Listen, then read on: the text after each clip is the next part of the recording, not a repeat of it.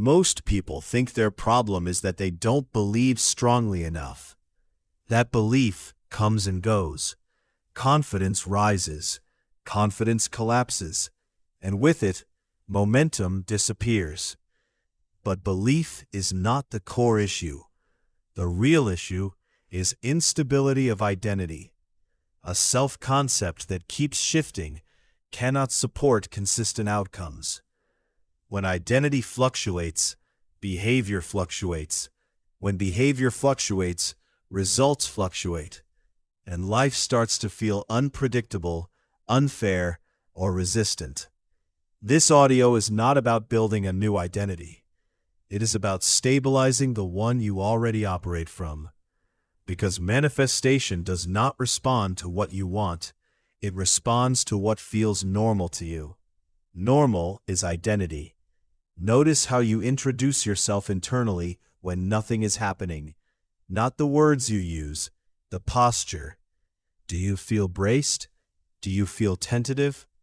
Do you feel as though life could turn against you at any moment? That background state is identity. Most people try to change identity through effort. They rehearse confidence. They visualize outcomes.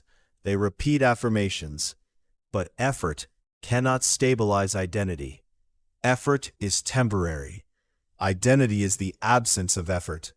You don't effort your name. You don't effort your age. You don't effort what feels like you. That is why identity shapes reality so quietly. It doesn't announce itself. It just decides what actions feel obvious, what risks feel allowed, what delays feel threatening, and what outcomes feel believable. An unstable self-concept constantly asks, "Am I enough right now?" And that question drains energy. When the nervous system keeps checking for self-approval, it cannot move forward smoothly. Life begins to mirror this hesitation. Opportunities appear, but feel slightly misaligned. Progress begins, then stalls. Momentum never fully locks in.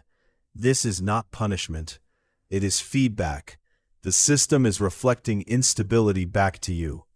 Stability begins when identity stops being negotiated. Not elevated, not improved, stabilized. Identity stabilizes when it becomes boring, when it no longer needs reinforcement, when you stop watching yourself perform it. Most people resist this because they think boredom means stagnation. But boredom is safety, and safety is what allows expansion. A nervous system that feels safe does not rush. It does not overcorrect. It does not chase certainty. It acts precisely. Identity stability looks like this. You stop monitoring how you're being perceived. You stop mentally preparing explanations. You stop rehearsing future conversations. There is less inner commentary and more quiet decisiveness. This is why some people seem grounded without effort. They are not trying to be confident. They are not trying to manifest. They are simply not questioning who they are while moving. The system responds to that certainty, not verbal certainty, somatic certainty. The body knows what is settled. Right now, notice if you feel like you're leaning forward internally. If there's a subtle tension in the chest or jaw, that leaning is identity instability. It is the sense that something must be proven. Let the body settle backwards slightly, not physically, internally, as if nothing is required in this moment. Identity stabilizes when self-permission becomes constant, not situational. When you no longer need good days to feel authorized. When you no longer need progress to feel valid. This does not make you passive, it makes you precise.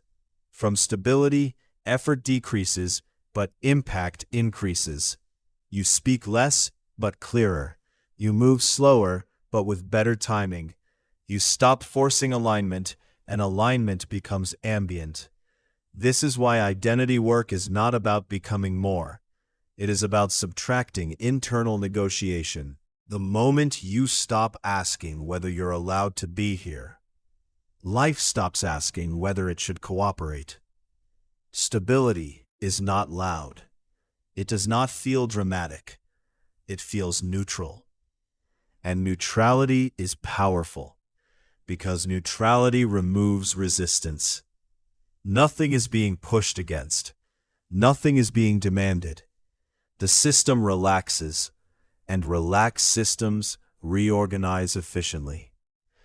If you felt stuck despite effort, don't ask what belief you're missing.